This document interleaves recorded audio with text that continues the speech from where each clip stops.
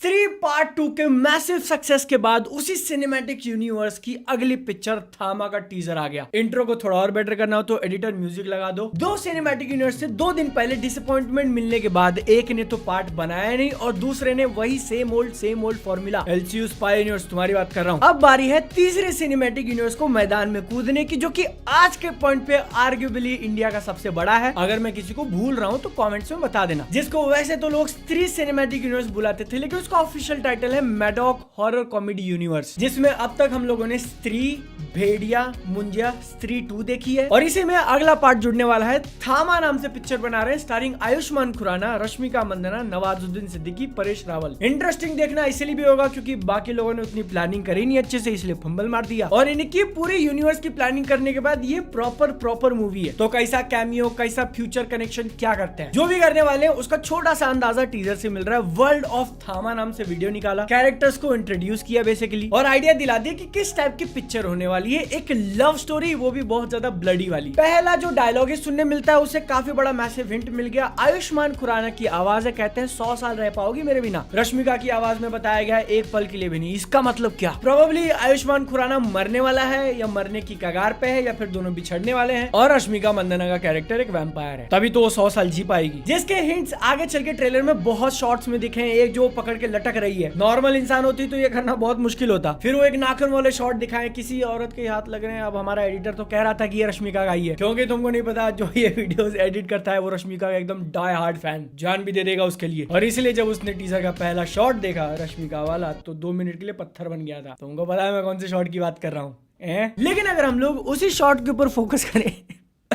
तो थोड़ा आजू बाजू भी देखो सालों, नोटिस करो कि दिन का टाइम है, किसी जंगल के अंदर हैं वो लोग। उसी जंगल में आयुष्मान खुराना को भी हम लोग देखते हैं और उन्होंने जो कपड़े पहने उसी के साथ भालू वाला एक फाइट सीक्वेंस है, जहां भालू बैग पकड़ के ऐसा वैसा हिला रहा है। लेकिन बादल, तूने तो कहा कि रश्मिका का कैरेक्टर वैम्पायर होने वाला है, तो वो दिन में कैसे घूम रही है? क्योंकि मेजोरिटी वैम्पायर जो लोर है उसमें वो लोग सनलाइट में नहीं जा सकते, इंस्टेंटली खत्म। डबल रोल या इस पॉइंट तक उसको पावर्स मिली नहीं है। लेकिन 29 सेकंड पे एक शॉट दिखाया जहां पर रश्मिका ने ही ऐसा लग रहा है कि आयुष्मान को, क्योंकि वही सेम कपड़े पहने, कंधे पे लिया है एंड जंपिंग वेरी फास्ट उसी जंगल वाली सेटिंग में। लेकिन यहाँ पर रश्मिका के कपड़े लाल हैं, तो क्या हो रहा है? एक बहुत ही इंपॉर्टेंट लोकेशन रिवील कर दी जहां पर किसी का स्टैचू जैसा बना हुआ है और उसी स्टैचू के मुंह में से हम लोग एनर्जी का वेव निकलते हुए देखते हैं, जो कि लिटरली धरती चीर रहा है। हो सकता है वैम्पायर लोगों का एक गढ़ दिखा दे या फिर समथिंग डिफरेंट जो वैम्पायर से लड़े। अब जिस तरीके से उस कल्चर का डिजाइन है, दांतें बड़ी बड़ी, मुंह खुला हुआ राक्षस जैसा और आंखों में से ऐसा आग निकलते हुए भी देख रहे हैं, अच्छी चीज तो हो नहीं सकती। प्रोबेबली मूवी के मेन विलन जो कि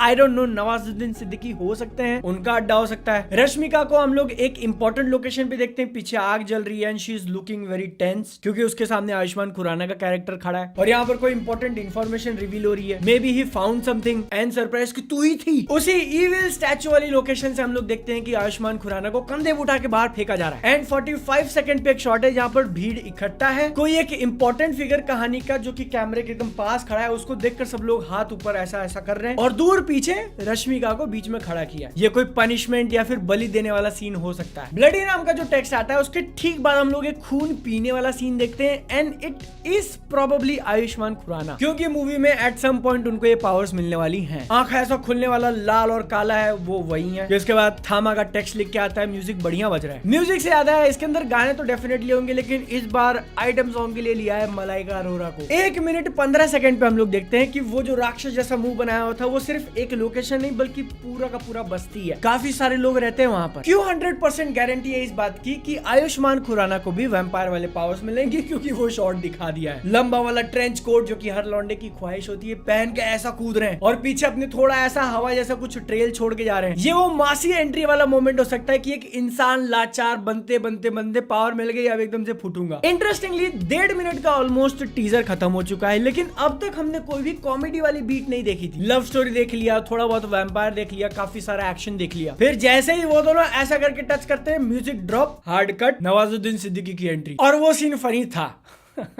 पिछले 75 सालों से कोई रोमांस नहीं देखा मैंने, सेड एवरी सिंगल लौंडा एवर। अब हाँ, नवाजुद्दीन सिद्दीकी का लुक तो बहुत ज्यादा डिफरेंट नहीं किया, बस यहाँ के दांत थोड़े बड़े कर दिए। और उन्हें के फाइनल सीन जो ऐसा कूद के जाते हैं देखकर मेरे को एक चीज ध्यान में आई, क्योंकि ये वैम्पायर्स की मूवी है, वायर वर्क बहुत ज्यादा इंपॉर्टेंट। ओवर से तुम्हारे पास एक से ज्यादा वैम्पायर्स होने वाले हैं। कहानी के बारे में अपने को तो कुछ भी नहीं बताया, क्योंकि ऑब्वियसली अभी तक ट्रेलर भी नहीं आया, लेकिन एक अंदाजा लगाना हो तो या तो रश्मिका के डबल रोल है, या फिर वो पहले वैम्पायर नहीं थी फिर वैम्पायर बन जाती है। ये वैम्पायर का जो समूह है उनका क्या मकसद है वी डोंट नो, लेकिन इनके रूल्स के अगेंस्ट जाने के लिए उनको पनिशमेंट मिलेगी। और आयुष्मान खुराना जिसको न्यूली फाउंड पावर्स मिली हैं, यही वैम्पायर वाली, वो जाएंगे वहां पर लड़ाई करके छुड़ाने के लिए। अब इसमें लव स्टोरी वो लोग कितनी इंटेंस लेके जाते हैं ये भी देखना इंपॉर्टेंट होगा। लेकिन मुझे ऐसा लग रहा है कि यही वो चीज है जो शायद इस सिनेमैटिक यूनिवर्स को बाकी सबसे थोड़ा स्टैंड आउट कराए। क्योंकि अगर तुमने जैसे रोहित शेट्टी का कॉप यूनिवर्स देख लिया या फिर वाईआरएफ का स्पाई यूनिवर्स, उनमें वही एक्टर्स वही कहानी वो लोग घुमा घुमा के चलाए जा रहे हैं। एंड एक चीज जो इस हॉरर कॉमेडी यूनिवर्स को डिफरेंट करेगी वो है हर पिक्चर के साथ एक